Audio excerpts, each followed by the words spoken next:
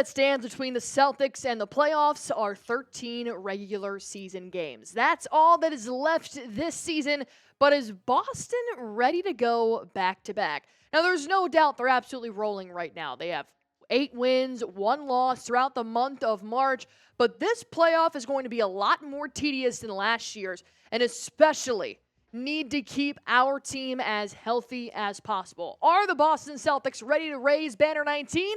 Well, let's break that down here on Celtics Today by Chat Sports. I am your host, Allie Barefoot, and if you guys want the Celtics to go back-to-back, the first team that has done this since 2017, go on ahead, hit that thumbs up button for me, and that'll let me know that you guys, as fans, are ready for Boston to win 2 championships in a row. So obviously, there's going to be some good news and some bad news here on today's video. And the good news is that Boston's playing some of their best basketball when it matters most, right around the corner from the playoffs. If we were playing our best basketball in November, I might be a little bit weary of how we're going to look at this point in March. But Boston is playing great. But the bad news is that the injuries are really starting to take a toll, especially on the starting 5 for Boston. And last year, we were very thankful that we only had 1 player out with an injury in the playoffs, and that was Kristaps Porzingis. But right now, on last night's injury report, well, we did see that Jaylen Brown and Jayson Tatum were ruled out as they're both dealing with a bit of a knee injury. Jrue Holiday and Porzingis are playing, but Holiday's playing through a broken finger. Kristaps Porzingis missed 8 games with bronchitis, and he says he's ready to play, and we have shown no signs of slowing down from KP, but will that illness start to linger around, and did he possibly lose some weight or some muscle while he was dealing with this sickness? Now, the only thing that really came to my mind when I was looking at the injury report is, well, at least it's not the playoffs just yet. Boston still has 13 regular season games left, and we're all but locked into that number 2 seed in the Eastern Conference behind the Cleveland Cavaliers. So do these last 13 games really matter to Boston heading into the playoffs?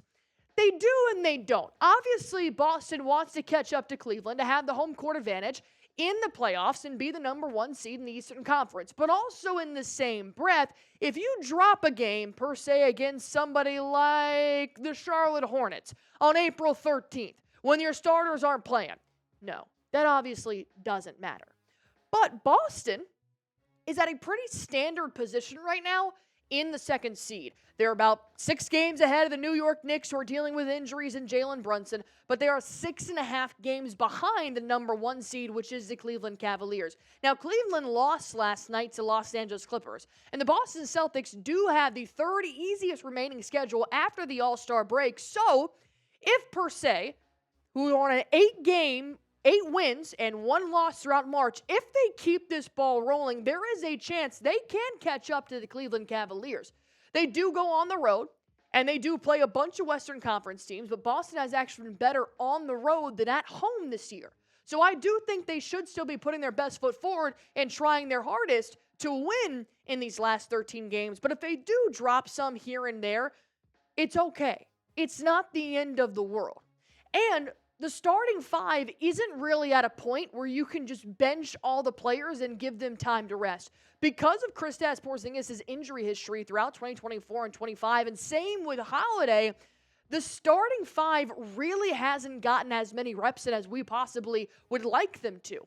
In fact, last year, they had 37 games played together, over 620 minutes on the court. They were able to read each other like the back of their hand. They like to make no-look passes, cut inside. They knew where their teammate was at all times.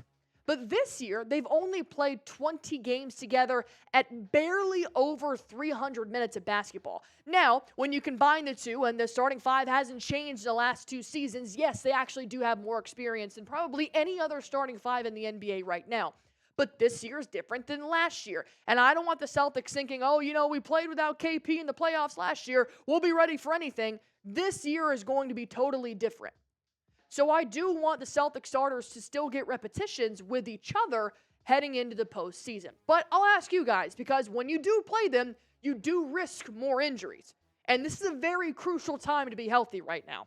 Should Boston start benching or playing their starters? Type B for bench, type S for start. Let me know in the comment section down below.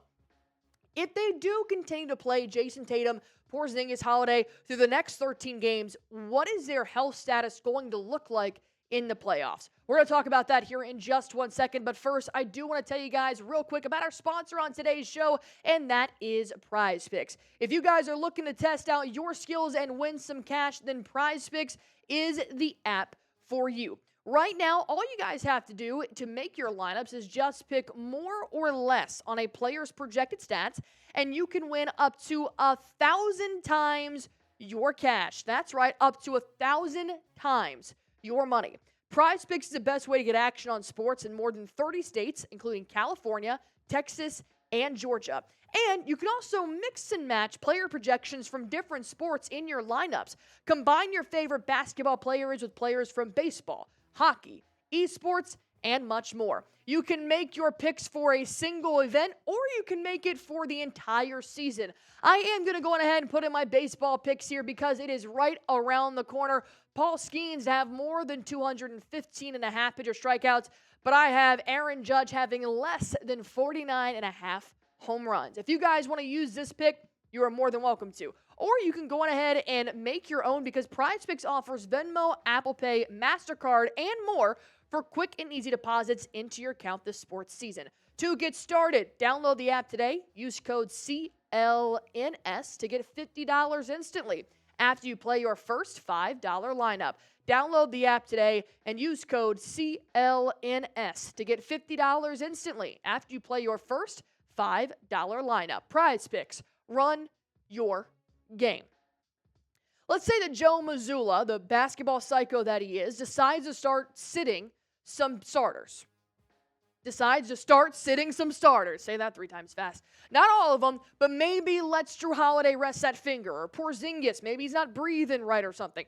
The Celtics do have plenty of depth to be able to still win ball games without their starters. We saw that against the Brooklyn Nets without Jaylen Brown or Jayson Tatum, which is a very rare scenario for the Celtics. And in the last month, it's not just the starters who have been playing their asses off.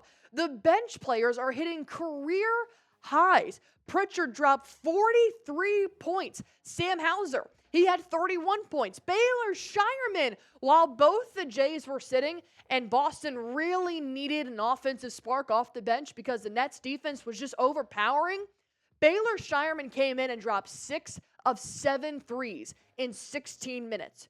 We can go all the way down to our rookie, which is not a lot of NBA teams can say, that we can rely on our bench and they can still win games even if our starters, not all 5 of them, are playing at the same time. But I also don't think it's going to be very easy for Joe Mazzulla or the starters to volunteer to sit. With a guy like Joe Mazzulla, he does prioritize the health of the players, obviously, but he also really, really enjoys winning.